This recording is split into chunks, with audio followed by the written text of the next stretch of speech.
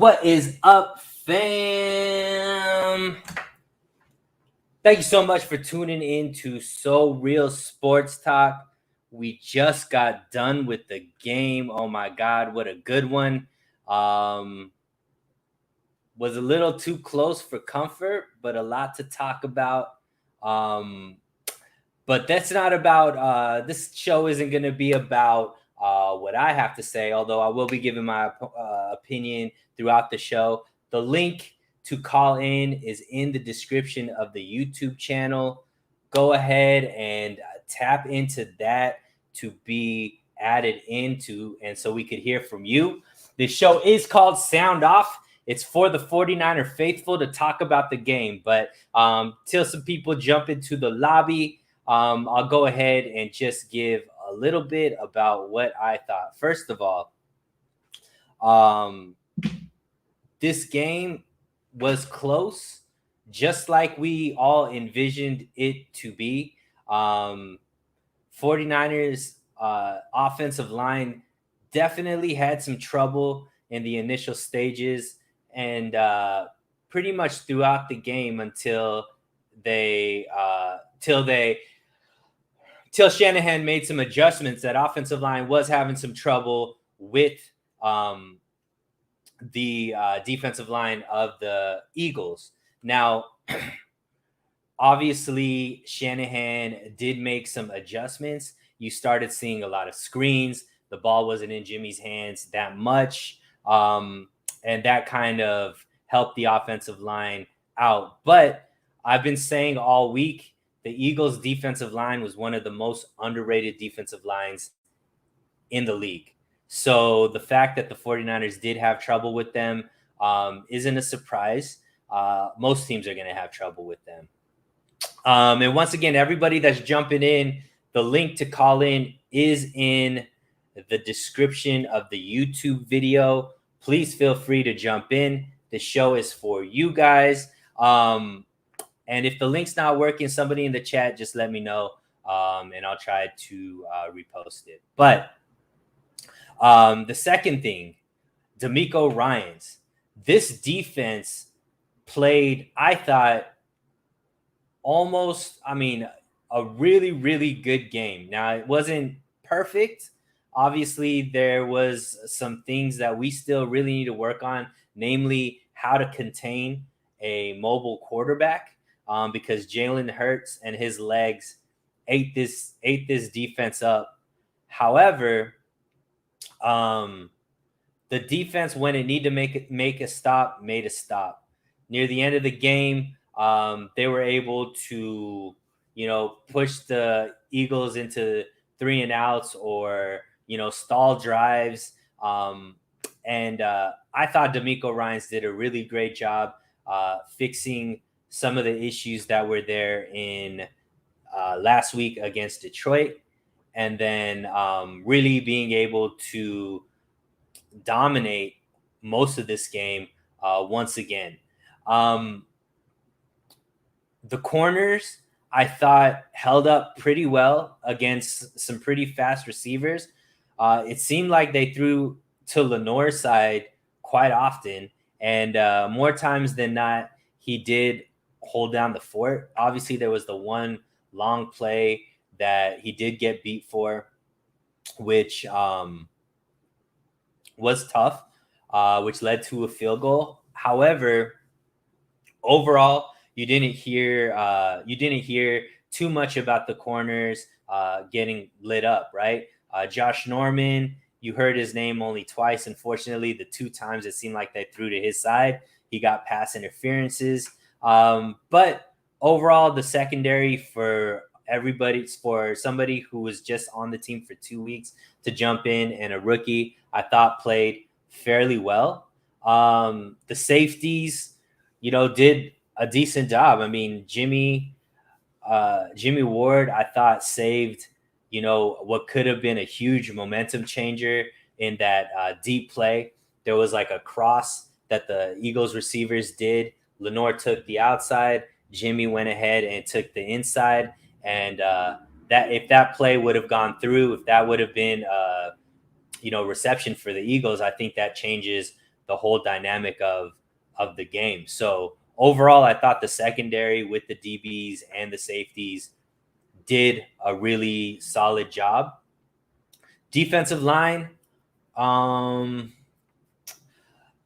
the defensive line, I think still we haven't seen them be as dominant as we expected. I don't think they had a terrible game or a bad game by any stretch of the imagination. However, I think that they could have been a little more disruptive. We got one sack. Bosa with the bull rush was able to get Hurts down, but for the most part, still had issues containing the quarterback, and a lot of that has to do with gap integrity. A lot of that has to do with not getting too up the field and making sure that you keep the defense at bay. As far as the rushing attack, minus the Jalen Hurts scrambles, I thought that the defense and the defensive line did a solid job, containing the rushing. There's always going to be times where the rushing attack goes off, but I think they only went for like 60 some yards on called running plays.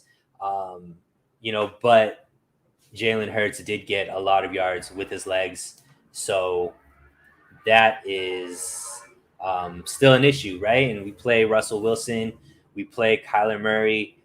So that is something that the 49ers defense and DeMeco Ryans need to find a solution to, because when we play teams like the Seahawks, when we play teams like the Cardinals, those guys are going to be much better. So, guys, if you can jump in and call, but we will take, some of these messages. So coming 2022, ooh, I like it. There's a little bit of mysteriousness to this. Appreciate y'all. Godspeed. Thank you so much for the comment. Jason Ellis, it was an ugly win, but a win nonetheless. Absolutely. When we're talking about these type of games, right? These could be somewhat trap games, quote unquote, just because it's a team that you should beat. And sometimes you just are looking past it, right? You've been on the East Coast, for 2 weeks, been away from home for the last 2 weeks. You could just be thinking about getting back home. But especially in the NFC West, where it's going to be, neck and neck all the way through to the end of the season, games like this are games that you can't give away. So I appreciate this win because it was ugly. Jimmy wasn't playing well at first. I think Cal Shanahan did a great job getting them back on track, and we ended up with the victory. Guys that are just jumping in, I did put the StreamYard link in the description of the YouTube video. So if you want to call in, go ahead, click the link, and we'll get you on the show so that you could talk about how you're feeling about the game. Jay said it sucks that Sermon got knocked out helmet to helmet, his first carry. It was a good run as well. Yeah, I mean, he looked elusive. He looked quick, for his, first NFL run to be an injury, is tough. Hopefully it's not going to keep him out that long. Hopefully it's not a concussion, but it did look like he's probably going to go into the concussion protocol for him to be down as long as he was, and all the precautions they were taking. So yeah, maybe we see Cannon come in the rotation next week. That last Eagles drive was brutal, man. A lot of people were feeling deja vu close to the Detroit, how the Detroit comeback. So it was, just like the Detroit game, man, when push come to shove, that defense pulled up and that defense got the stops, and we were able to come away with the win. The good thing is, like I said, man, this game was a little bit better than last game. Each week we're going to see the team get better and better and better. I think the D is going to be bend but don't break. They have been money inside the 30. Absolutely. And this is something that carried over from the Detroit game as well. With these coaches starting to be a little more aggressive with their play calling, on fourth down and going for it, and fourth down where, in the past people would kick field goals. Seems like the 49ers each time have been able to get a stop, which is key, man. If you can get a stop when When push comes to shove and it's, money time, that's great. That's great. Mesa Coog again. I'm not sure the secondary is good enough to be shut down outside of the red zone. Look, I mean, obviously these guys are all learning to play together. Josh Norman's been only on the team for a few weeks. Lenoir is a rookie. It's going to take some time for them to get up to speed for all of that communication with the safeties. I thought we saw some great communication between Jimmy Ward and Lenoir on that one crossing route in the Detroit game. Verrett and I think it was either Tart or Ward on a similar crossing route, except it was in the red zone, had some issues, and that led to a touchdown for Hawkinson. This was in the field of play, and one receiver went out, one receiver went inside. Lenoir and Ward played it perfectly. That led to an incompletion. I said earlier I thought that was a big deal because that could have been a momentum shifter if that was ended up being a completion. Demo is good enough so far. Norman played well, and those PIs were suspect to say the least. Once again, D-line got held a lot and didn't get calls. Yeah, I mean, I think that's just going to be part of the game, unfortunately, right? I have a really good Eagles friend that was texting me through the game. He felt like the Eagles D-line was getting held all through the game. I just feel like that's kind of what it is. I also saw some holds that could have been called, but seems like the refs are pretty consistent with not calling that, at least the last 2 weeks. I don't know, but I think the D-line does need to take another step up. We'd like to see more sacks, more disruption in the backfield. So, who to say? Who was your MVP or unsung hero on the defense? Good question. This is coming from K-Mall4. And once again, guys that are just jumping in, there is a link to the StreamYard in the description. If you guys are having issues with the link, let me know so I could repost it. But feel free to jump in and, we'll put you guys on camera and you guys could shout out or sound off on whatever you feel like talking about in the game. For me, there wasn't necessarily one player that really stood out. However, I want to say that the overall secondary, I think, would be my MVP just because they held the fort down, right? Got beat a couple times. However, I think that they played well enough, obviously, to get a victory. The Eagles didn't put up a bunch of points. Obviously, they put up a huge number against Atlanta.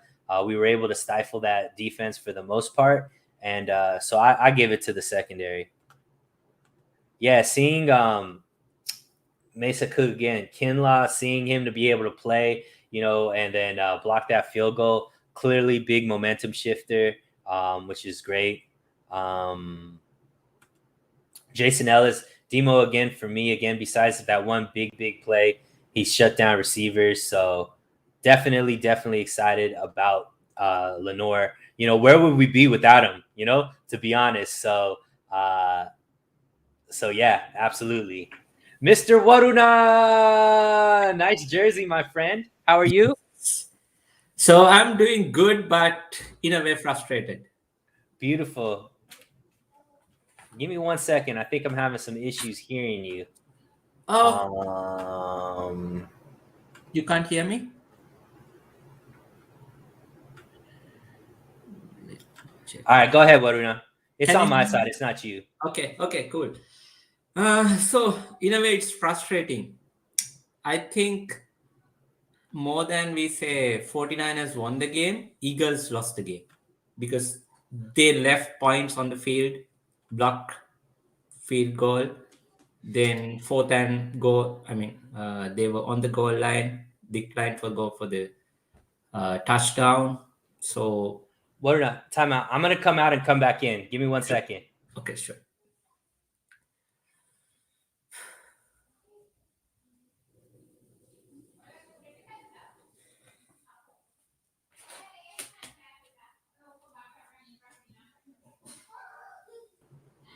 All right, go ahead. Okay. So let me I'm start. still having issues hearing, but Oh, I think everybody else can hear you. It's just on my side. okay. Can everybody hear Waruna? Yeah, everybody else can hear you, Waruna. So go ahead and speak to the world, my man. Okay. So I believe more than we won the game, Eagles lost the game. So they left points on the field.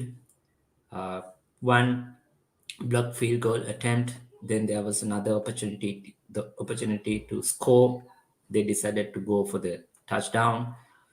Then 49ers basically prevented it. Then again, they had another chance. So it's pretty scary. And for some reason, Jalen Hurts tried to play more in the pocket today. I'm not sure why, because every time he got out of the pocket, he looked comfortable. I think everyone was saying that throughout the week. So I'm not sure why they decided to play that way, but it is. So I have some notes over here. So the first thing is, I can hear you now, so let's do this, Waruna. so should I start from the beginning? Nah, go ahead, keep going. Okay. I have some notes. The first thing is Jimmy is still not good. Here is the reason. I'm not saying he's bad, but he's average. The reason is, if you remember the game against Eagles last year, what happened? Nick Mullens played. Very first opportunity, he missed wide open juice check for a first down. Then he never came back. He never recovered from that. Right. Jimmy had very horrible, like I think first four series or five series, he was trying to get back into the rhythm. During first two series, first one he missed Sanu for a first touchdown. Again, there was a high almost interception. Couple Then of them. yes, then there was missed Sheffield on first and 25. Sheffield was wide open, so he had his issues, but he came back and he finished. But this again justifies the reason that's why we needed Trey Lance. So I think this Well, is here's the thing. Here's the thing. I think we just assume Trey Lance is going to play better, and clearly Shanahan hasn't seen it enough to see that Trey Lance is going to play better. And yes, look, it's two road wins at that. Now, clearly, these aren't necessarily world beater teams that people think are going to win the Super Bowl. However, I have seen more mobility from Jimmy Garoppolo. I have seen um, just the even keel kind of leadership to be able to, you know, drive this team down, right? At the end of the second half, that 90-yard drive was key, right? We had been outplayed the whole first half. And I even tweeted it. I'm like, this doesn't feel right. Like, it doesn't feel like we should be being blown out and we're winning at the end of the first half. So obviously the defense I think was huge. I agree with you. Jimmy isn't necessarily like a top 10 quarterback by any stretch of the imagination, but I think sometimes in saying that he's just an average quarterback, he does have some elite traits that I think helps this team win. And look, our team is stacked on so many different levels. All we needed was a quarterback that could play competent, right? Last year against the Eagles, it was Nick Mullens. He threw 3 interceptions. Jimmy Garoppolo, 0 interceptions, and we get a win against an Eagles team that's better than they were last season because they got all their healthy pieces back. So I think that obviously, would we love to have Trey Lance in there playing lights out?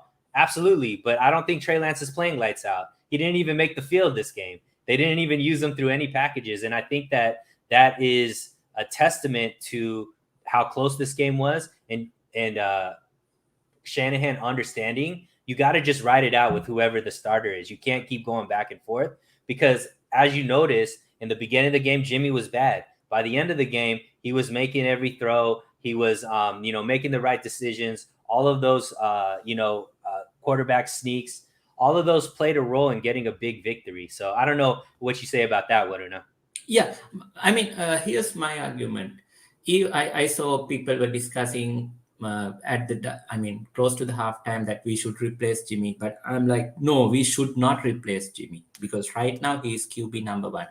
And I'm not saying we should play Trey Lance. And I'm happy that we did not play Trey Lance at all today because if you are going to play Jimmy, he needs all the time that he plays to build his rhythm and confidence and everything.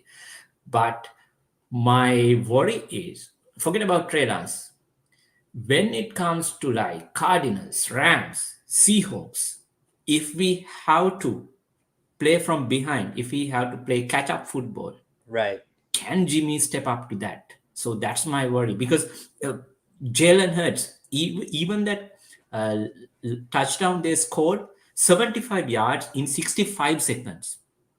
And Jimmy Ward, he was literally, it was really unfair on him because Jalen Hurts, he was like all the way running to Right. He could have easily cut inside. He ended up going outside and getting that 15-yard play. Yeah, absolutely. And it's a good point, Waruna. I can't argue because there's going to be games where we need to outscore the opponent right now. The defense isn't going to be able to just hold teams under, 14 points or whatever the final score was this week. But we have seen it. I think what's a bigger issue, Waruna, and maybe you could touch on this as well, is just the inconsistency with who the wide receivers are. We definitely know Debo's number one. We definitely know Kittle's in there. But who is it? Sherfield? Is it Ayuk? Is it Jennings? Is it Sanu? And I think that we have seen Jimmy carry a team on his shoulders against New Orleans to get the number one seed in the NFC in 2019, dueling with Drew Brees. But we knew it was Debo, Emmanuel Sanders, and Kendrick Bourne as our three receivers. That is a question mark right now. Who is the receivers? And, Ayuk got one catch. It was a good one. Big catch. A couple of targets. Sherfield, I think, had a couple of targets.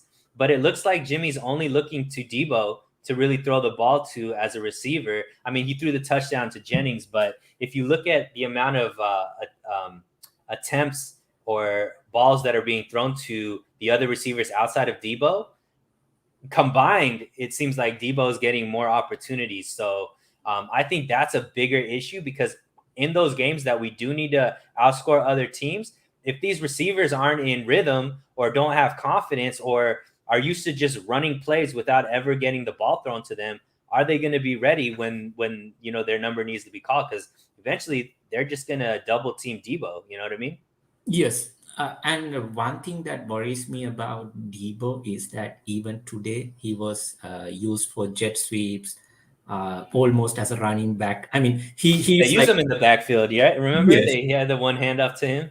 Yes, so that really worries me because that means he's going to play physical. Debo is not a guy who is going to shy away from the contact and everything. Right. So when you are using your number one weapon as a battering ram, so you are just, it's injury prone sport. Everything is, we understand, but if you are going to use in that way, I think it's a too much of a risk. So I really would like to see Ayuk getting more chances because I really like the ball that he caught. It was a nice one. Even the throw was really good, and the play was even better. Right. I mean, hopefully that could spark. I thought that would spark, Ayuk, but they didn't really need to throw the ball that much. At that time, they were just kind of running out the clock as far as just playing the ball management game. But yeah, tell us a little bit about what you thought about the defense, Waruna. Defense. So again, I started to write down my notes. Okay, go ahead. To make sure that I don't miss anything when I write. Sure. And 1 second, everybody that's jumping into the call, the link for the StreamYard is in the YouTube description. Please feel free to jump on. We'll get you on right after Waruna wows us with his defensive take. So one important thing I noted down was Josh Norman. He had 2 pass interference calls. Yeah. So the first 2 balls thrown to him. Yes. So it's a concern for me. Even that the pass Jalen Hurts threw from their 2-yard line, it could have been a straightaway touchdown. We needed two-man effort to bring the receiver down. So I'm not sure what is going to happen when we again meet NFC West division, DeAndre Hopkins, DK Metcalf, I mean Cooper Cup and everyone. So that's a big worry for me. This cornerback situation can basically, I feel like the defensive line will play a good game. Safeties will play a good game. Board, Tart, they will play well. But cornerbacks might be the reason we are losing games. Yeah, I mean, I don't think they did anything to cause us to lose a game this week. I think that they will get better. The one thing that I think we just need to put into perspective is this is the first time probably this whole defensive secondary has played together at one time, right? Because Norman is fairly new to the team. Lenore is a rookie. Tart has been out of training camp, right? And then Jimmy Ward has been in and out just for like precautionary things. So I look at certain things to see, all right, well, is there progress being made? And one of the things that I noticed from week 1 to week 2 is there is a certain play where the receivers cross, right? And I think in against Detroit, it was Verrett and Jimmy Ward. And what's supposed to happen is you're supposed to it's called like banjo, where the outside corner sticks with the guy who's going out, and then the safety sticks with the guy who's going in. Well, Verrett stuck with Hawkinson, who was going in, which left Jimmy Ward kind of out, and they both went to the same person, and then it ended up being a touchdown, right? So that same type of play was being run. Again, the Eagles ran it, and Lenore stayed outside. Jimmy Ward stayed inside. That was a play that was like a long throw, and Jimmy Ward basically turned around and batted it down, or didn't give him the opportunity to catch it. So the week before, that was a touchdown. This week, they were able to play it perfectly, and it ended up being incompletion, right? So that's something to build upon. Look, these guys are going to get better as they get more reps together. So, and I don't think that the Eagles receivers are bad by any stretch of the imagination. These guys are fast. These guys are good route runners. These guys have the ability. They're just young, right? So they're not huge names quite yet. But I do think our corners can be fine. And the big thing is D'Amico Ryans made some changes to the schemes, and it worked. It worked. Especially that goal line stop. It was great. Goal line stop. And if you just focus on called runs, the run defense did really well. I think the Eagles were stuck to about 60 yards as far as called runs. Now, obviously, Jalen Hurts with his breaking containment, they crushed us. So the mobile quarterback is still a very, very big issue. However, as far as just like being gashed by the run up the middle and stuff like that, I think that they did a much better job being able to slow that down. Yes. Jason Ellis has a question. Can we talk about how the O-line couldn't block the middle of the line?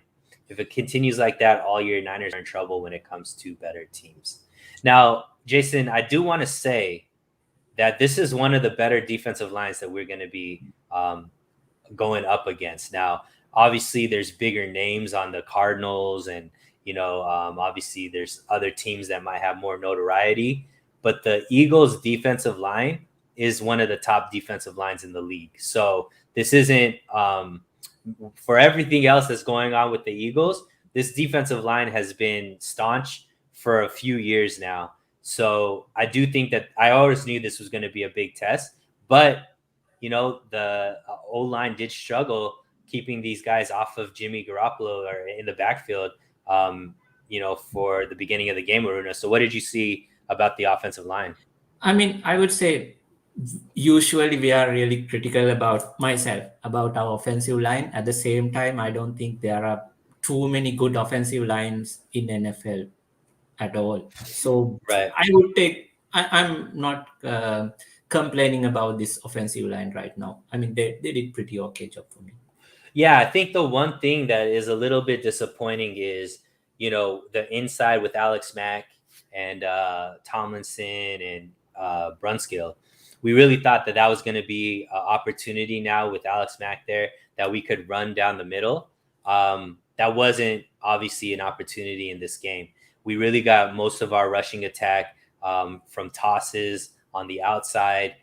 Couldn't really get too many yards going up the middle, which we need to work on, and hopefully we could get better as the year goes on doing that. But clearly Kyle Shanahan had to change his the way he was calling the game because the defensive line was getting in the backfield so quickly. So you saw him throw a lot more screens. You saw him throw, Jimmy was throwing the ball, within 1 to 2 seconds of him getting the ball in his hands, which obviously, stops the pressure to be able to get to him. So unfortunately you can't have a lot of plays down the field. So it's a lot of dinking and dunking, but we were able to get long sustained drives that led to points and kept the ball out of the other offense's hands. So that may be what the game plan is. If the offensive line isn't able to hold up, is just play the possession game and hope that our running game and our screen game and our underneath game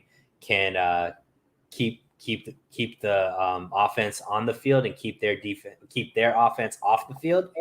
And if Jimmy's playing clean, right, he's not playing great, but he's not turning the ball over, which gives us a great opportunity to win every game that we play in. Yes, that's true.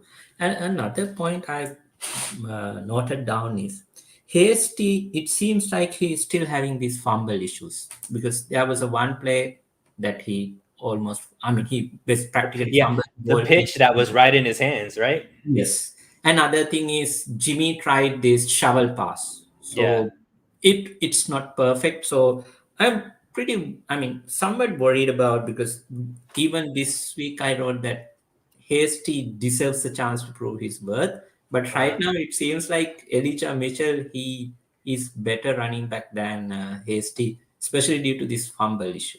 Right. I mean, Hasty does seem to be the pass catching back more than Elijah Mitchell. Seems like they're throwing most of the screens to Hasty coming out of the backfield. So he might be a little bit better pass catcher than Elijah Mitchell. But yeah, definitely through the tackles, Elijah Mitchell is, the starting running back. He didn't have that great of a game this game, unfortunately. But once again, I think that a lot of people are discounting how good this Philadelphia Eagles defensive line is. So I think that's where a lot of these struggles come in. I don't think that we're going to be meeting a defensive line like this every single week. There are some teams that do, but not every team has a defensive line as good as the Eagles defensive line. I think, one positive note thing that we can take out from this victory is, like, end of the day, we are 2-0, 2-0. Yeah. We are not 1-1. We are not. So that's a good thing, because if you look at the numbers right now, Colts are 0-2. Panthers are 2-0. So there are so many weird things happening around the league. So, no matter what, it can be ugly victory, whatever it is. The line can, both of the wins, it's just a 1 touchdown margin, but still, win is a win. You can't. Right. Look, I don't think anybody's looking at the 49ers and saying these guys are playing lights out right now, or these guys are playing at their best.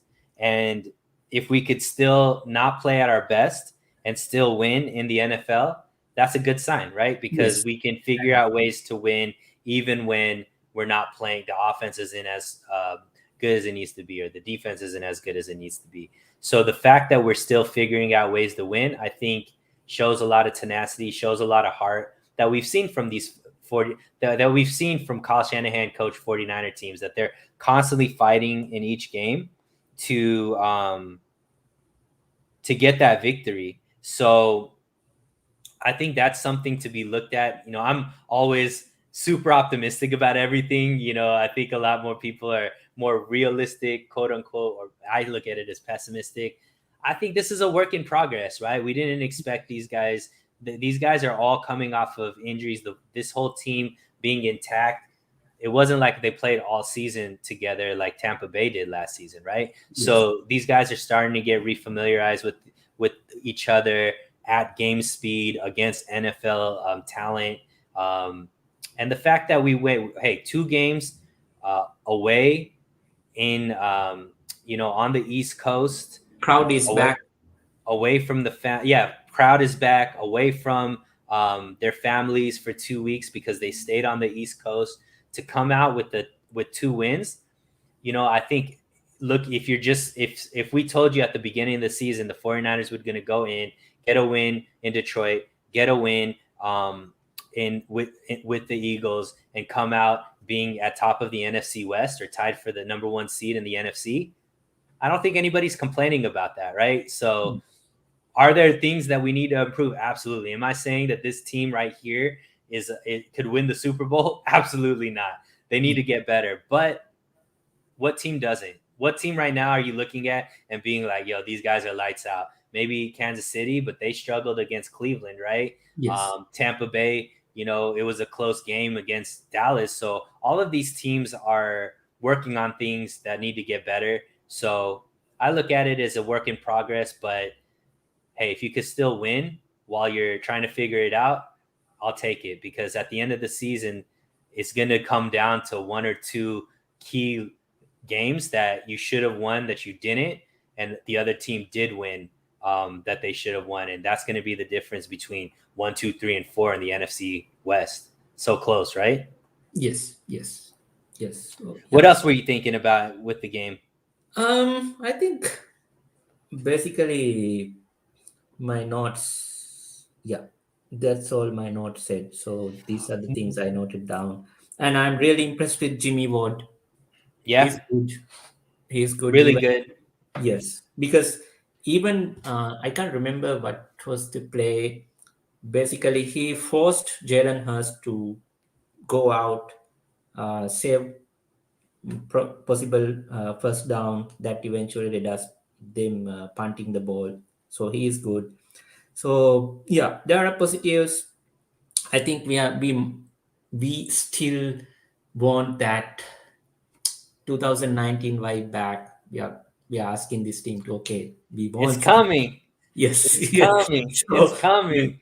Yes. So One I think. thing, go ahead. I'm sorry, next week, it would be a better game, I believe, because we are playing at home in front of our fans. Team would be more comfortable playing against Green Bay, that they have some kind of, I think they will have in their minds like, we need to prove something, because Green Bay kicked us last year pretty badly, because Ayuk and everyone, they were went out. That was the COVID game. So we are going to prove it to them. Okay, if you are going to beat us right. Remember the championship game? Right. So we are going to do that to you. So I think next week game, probably the point that 49ers are shifting gears, or maybe that's a team we are looking forward to see. Yeah, and I think one more group that I want to shout out is Mitch Wishnowsky.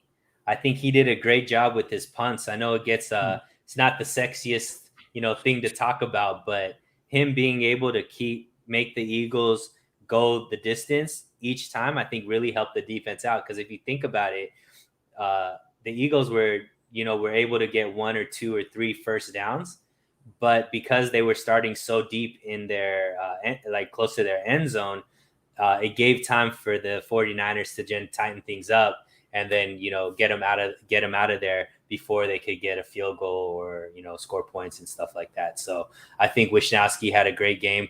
We used a 4th round draft pick on a punter.